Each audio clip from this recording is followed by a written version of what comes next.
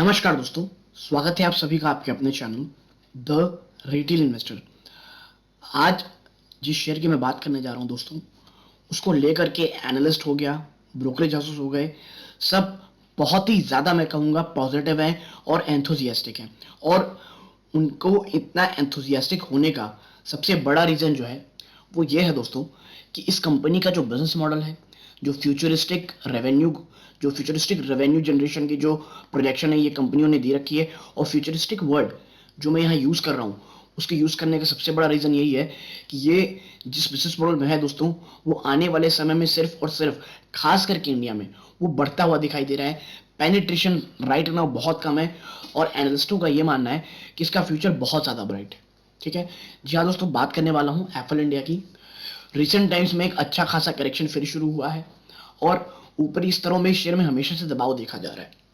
तो जो इन्वेस्टर है उनका ये मानना है कि भाई वो कौन सी रेंज है जहां पे एफएल इंडिया एक अच्छी बाइंग होगी।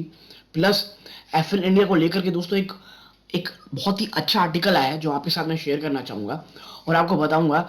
और जो लोग हैं और जो आपने देखा होगा थंबनेल में कि सावधान रहे, मैं ऐसा क्यों लिखा हूं आपके साथ आगे बताऊंगा मैं। और जो वाकई में बहुत इंफॉर्मेटिव होने वाली है, सिर्फ शॉर्ट टर्म ही नहीं, लॉन्ग टर्म नजरिया आपको समझ में आएगा एफएल इंडिया को लेकर के। और FL India as a share जो मैं आपके साथ बात करूं कि मुझे पर्सनली बहुत पसंद है, बट डिस्क्लोजर के रूप में मैं आपको बता दूं, मेरी या मेरी फैमिली में किसी के पास भी FL India current market price में बिल्कुल नहीं है दोस्तों। ठीक है, क्या मैं खरीदने वाला हूँ? जी हाँ, बिल्कुल खरीदूंगा।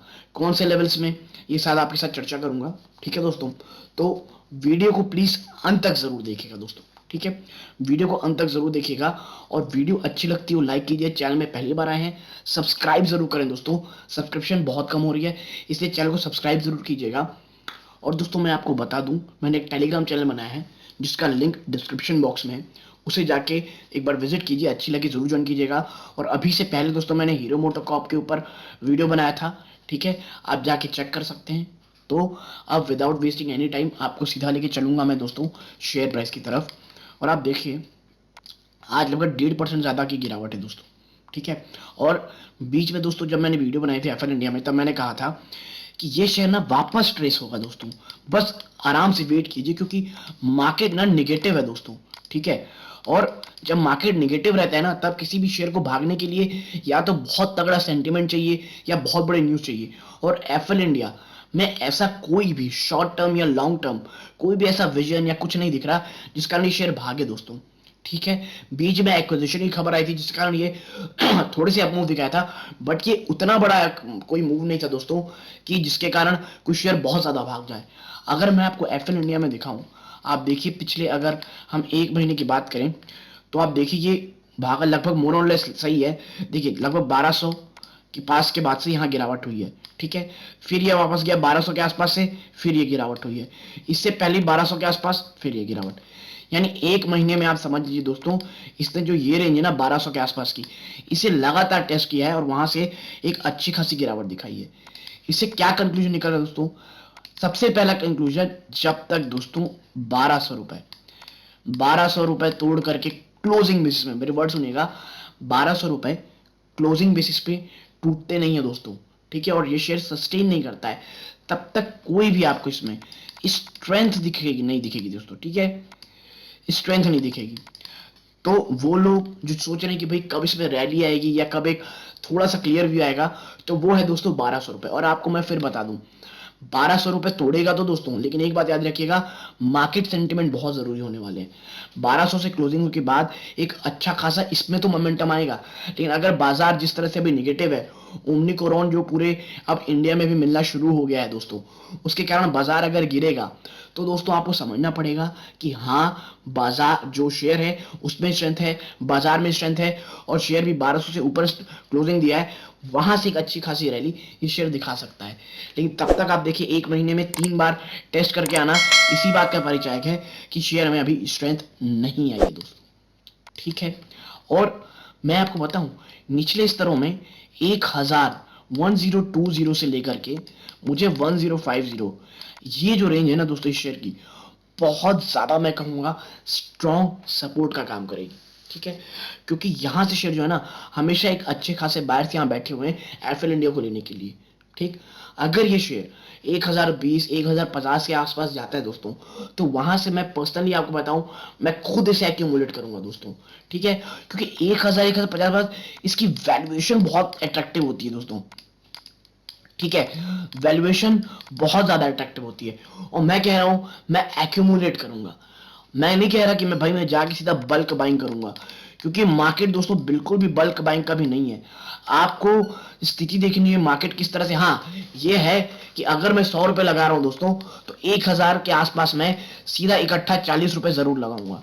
ठीक है, उसके बाद मैं पर्सनली आपको बताऊं, हर अगर ये शेयर 10% गिरता है, हर 10% में मैं दोस्तों अपना एक्यूमुलेशन बढ़ाऊंगा, क्योंकि उसके बाद ये बहुत अट्रैक्टिव वैल्यूएशन है दोस्तों। ठीक है, लेकिन आप इसमें निवेश करना चाहते हैं, चैनल जरूर तुरंत सब्सक्राइब कर लें दोस्तों, क्योंकि मैं आपको बता दूं, हर 10% गिरावट में एक बार मार्केट चेक होता है कि क्या हो गया है शेयर में, कुछ बहुत ज्यादा मैनेजमेंट तो निगेटिव नहीं हो गई है, किसी बड़े आदमी ने अपना स्टेक तो सेल नहीं किया है। तो ये सब अगर आप जानना चाहते हैं एफएल इंडिया के ऊपर, तो चैनल को अभी से सब्सक्राइब कर लें दोस्तों, ताकि ऐसा कुछ हो तो मैं आपको मेरे चैनल के माध्यम से सब चीज की खबर हो जाए दोस्तों। ठीक है, एफएल इंडिया में देखिए दोस्तों, मैं आपको समझाता हूं, एक बहुत अच्छा आर्टिकल के साथ मैंने आपकी बात की थी। आप देखिए, इसमें लिखा हुआ है that FL India's earning growth and 17% ROE. At first glance, FL India seem to have a decent ROE on comparing with the average industry ROE 9.7. ठीक है दोस्तों, शुरू में देखेंगे तो एफएल इंडिया की जो ROE है, ये अपनी जो इंडस्ट्री है उसकी एवरेज से थोड़ी ठीक है दोस्तों। The company's ROE looked pretty remarkable. Probably as a result of this, FL India was able to see impressive net income growth of 47% over the last 5 years. और यही कारण दोस्तों, इसकी आरओई बहुत अच्छी है। यही कारण है कि FL India was able to see an impressive net income growth. उसने जो नेट इनकम ग्रोथ है पिछले 5 सालों में 47% बढ़ी दोस्तों। No we reckon that there could also be other factor at play. For example, the company has a low payout ratio और being manage efficiently. ठीक है दोस्तों, ये जो ग्रोथ है ना 47 की, सिर्फ दोस्तों इसलिए नहीं कि बहुत अच्छा कंपनी ने बहुत ज्यादा अच्छा काम किया है, वो है ही एक रीजन। एक उससे अच्छा रीजन भी ये है कि इसका जो प्ले आउट है दोस्तों, वो काफी कम है अपने एम्प्लॉयज को, प्लस इसको बहुत अच्छे से मैनेज किया जा रहा है। तो ये भी कई रीजंस हैं जो इस फैक्टर में है कि भाई इसका 47% बढ़ा है ऊपर fast 4 years। Next on company with the industry net income growth, we found that Apple India's growth is quite high when compared to industry average growth of 5% in the same period। और आपको इसमें दिख रहा होगा दोस्तों, ठीक है, कि ये जो ग्राफ है आपको समझ में आ रहा होगा। तो मैं वही आपके साथ कह रहा हूं कि जो ये कंपनी एफएल इंडिया, ये यूं ही नहीं है दोस्तों, बट ये इसकी पास परफॉर्मेंस है दोस्तों। ठीक है, पास परफॉर्मेंस है। आगे किस तरह से परफॉर्मेंस होगी, देखिए दोस्तों, मैं इसमें लिखा है आगे that is FL India using its retain income efficiently. पहले हमें ये सवाल करना है कि भाई जो पैसा कमा रहा है एफएल इंडिया, क्या वो सही तरीके से खर्चा कर रहा है। देखिए, तो आपको समझ में आएगा, FL India doesn't pay any dividend to its share holder. ठीक है दोस्तों, ये मैं हमेशा कहता हूं, जो ग्रोथ स्टॉक होते हैं दोस्तों, जो ग्रोथ कंपनियां होती हैं, वो कभी भी डिविडेंड अच्छे नहीं देती। और मुझे पर्सनली दोस्तों, देखिए, अच्छी बुरी वाली बात नहीं है, आपके पोर्टफोलियो में हर एक की व्यवस्था होनी चाहिए। कोई शेयर ऐसे होते हैं जो बहुत अच्छे डिविडेंड देते हैं, लेकिन वो ग्रोथ स्टॉक नहीं होते हैं। जैसे वीएसटी इंडस्ट्रीज हो गई, वो है दोस्तों, वो ऐसी कंपनी है जो बहुत अच्छा डिविडेंड देती है, बट ग्रोथ के उतने चांसेस नहीं है उसके, क्योंकि एक टबैको इंडस्ट्री को लगाने के लिए बहुत सारे रेगुलेशन और बहुत तामझाम करना पड़ता है। इसीलिए वो लोग जो एक डिविडेंड स्टॉक ढूंढ रहे हैं, वो वीएसटी के ऊपर ढूंढ सकते हैं। ठीक है, आगे इसमें meaning that the company has been reinvesting all of its profit to into business, this is likely that driving the high earning growth numbers। और यही कारण दोस्तों कि कंपनी जो भी कमाती है, सारा का सारा पैसा दोस्तों कहां लगा देती है, वो दोस्तों वो लगा देती है अर्निंग में। यही कारण है कंपनी की ग्रोथ में, यही कारण है कि इसकी ईपीएस जिसकी अर्निंग इतनी अच्छी है दोस्तों। कंक्लूजन में आप देखिए, overall we are quite pleased that with Affle India's performance. In particular, it's great to see that the company is reinvesting heavily into the business and along with a high rate of return। ठीक है दोस्तों, that has resulted in sizable growth in its earning। With that said, the latest industry analyst forecast revealed that the company's earning growth is expected to slow down।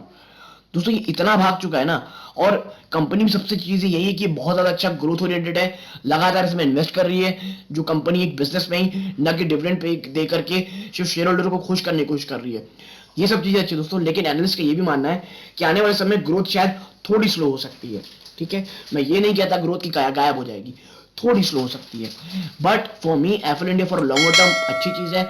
आप risk देख रहे हैं थोड़ी slow down हो सकती है, आने वाला क्वार्टर शायद थोड़ा डेल्ट दे सकता है, और अगर वो देता है उसका जो इफेक्ट दोस्तों सीधा शेयर प्राइस में आएगा।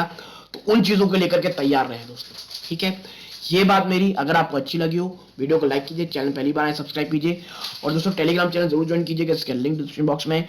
ये इस वीडियो का अंत है। जय हिंद दोस्तों।